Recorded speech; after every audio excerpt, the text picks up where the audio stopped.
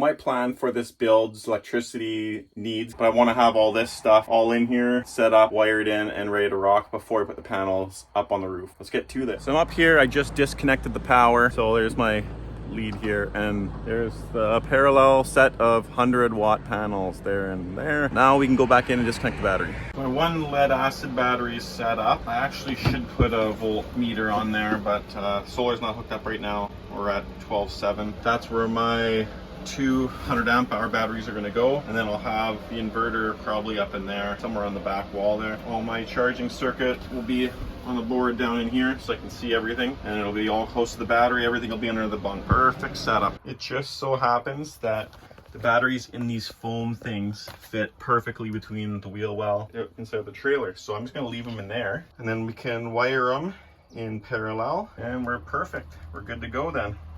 So I have my cable cut for my positive terminal to put the batteries in parallel. So I finally got my cable lug, and I got 5/16 and 3/8 so I can build my cable. And I got it from Kawartha Battery.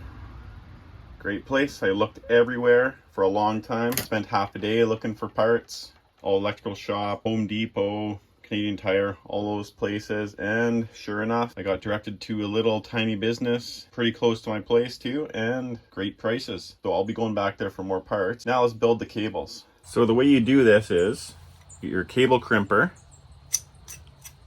and you gotta smack it with a hammer, and that crimp the lug. So I'm using 2 gauge 5/16 lug. And another thing to know, to make sure that you get them both on the same axis basically. So you want it both like that, both flat, so we're on the battery. Like these ones do twist a little bit, but some cables are so stiff you can't twist them. So these have a little bit of forgiveness to them. So that's how you want your cable lug to look. You want insulation right up to the end of the lug, and then we'll heat shrink it or do some electrical tape to that. But the way we do this is you lift this up, and you stick your lug in there, and you make sure your cable's all the way in, and you give it a few little whacks with your persuader here, and that'll make sure that you have a good tight fit, just like that.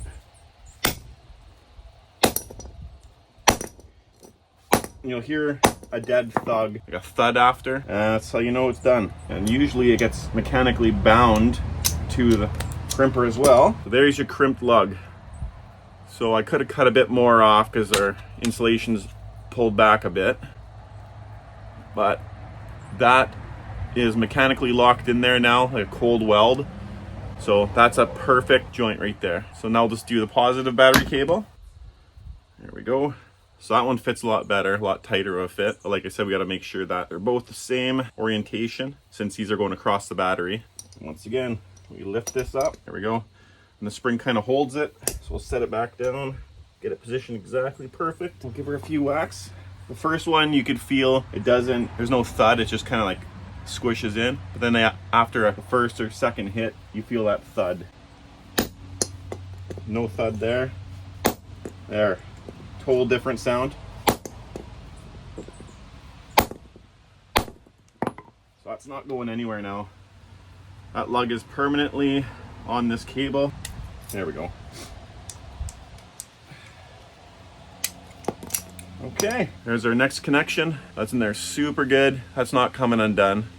Definitely not. Now we have our cables made. I'll just wrap some tape around it or heat shrink, whatever I could find, and we'll get these on the batteries.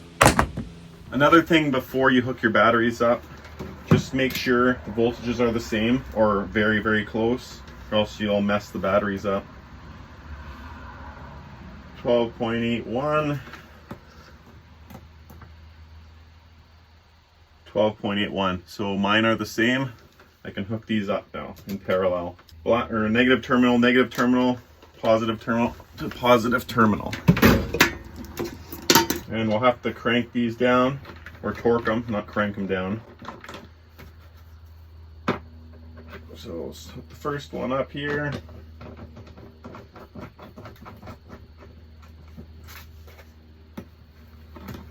And the second one. There's a little bit of wiggle room. They're not like dead tight across here. So that's good also.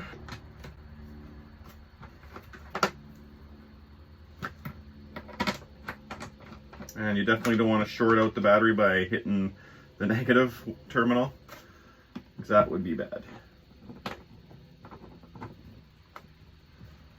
And there we have it. We'll tighten these up, and then when I hook up my charge controller to the batteries, I'll attach the negative to one side and the positive to the other, just so you're not charging one battery more than the other. It does both in, I guess, in parallel. Change both at the same time anyway. So right, next step is kind of figuring out where my inverter is going to go, and I think right here is good.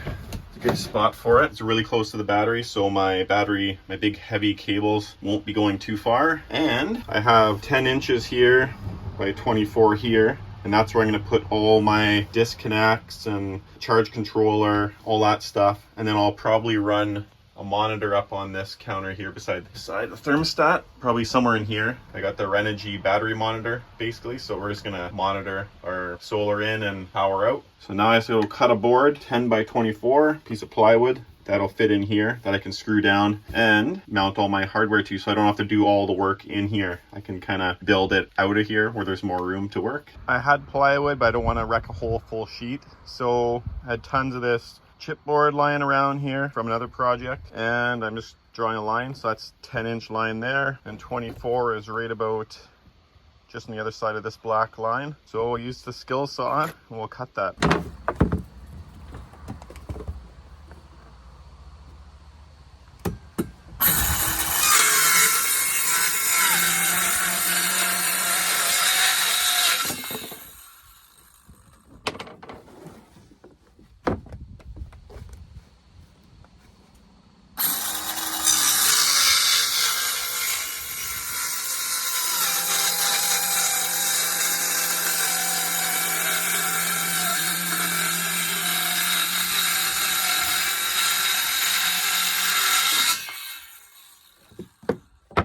Now we have our piece that we mount all our parts to, and this could be brought into the trailer after to do the final hookup. Now we'll just verify that the panel actually fits in here properly.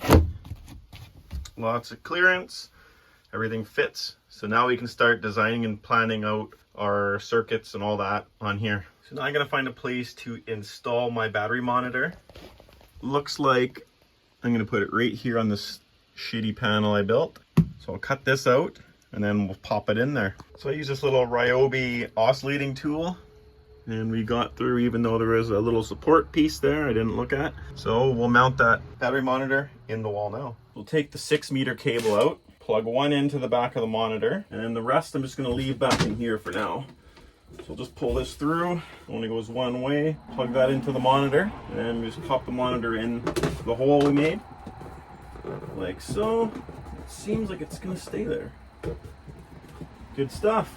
So that's installed, and then I'm gonna figure out where I'm gonna run all my wires down, probably underneath down here behind this curtain, down the wall into the bottom, probably down there. That's the plan. Need the parts and we'll do it. I just quickly set this up with no fuses and stuff just to test it out. I plugged my main Shoreline power right into the inverter, and that powered the whole trailer. And with the microwave going and fridge, everything else going, I was only drawing 200 amps. So easily gonna get away with this setup I have here. I have a breaker for 250, and instead of using a piece of wire here, I just use a 300 amp fuse, which should not blow. And if it blows, well, this will trip before. This breaker will trip before. But I'm just going to quickly set it up now. I don't have my solar charger. It's supposed to come today, but it's going to be mounted on here. We'll hook that up to the batteries after.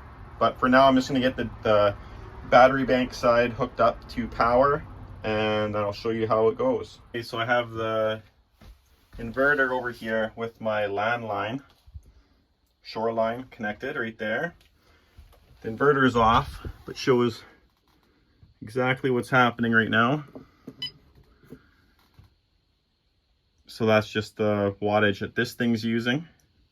So now I'll turn on the inverter and let's see what we do here.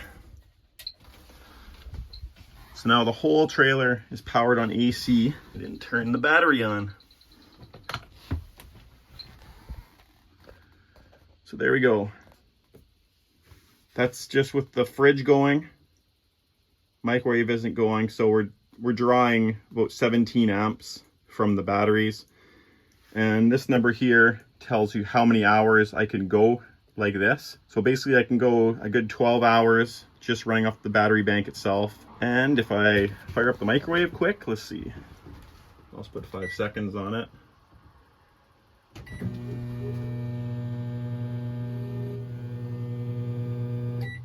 So we got up to about 100 amps, which isn't a big deal at all. I have this thing set up right now, it'll handle 200 amps, and ideally I'm gonna have it set up for 300 amps. Right now, just how it is. So we got 12 hours without any charging. That's just keeping the fridge going, stuff like that. Never go full retard.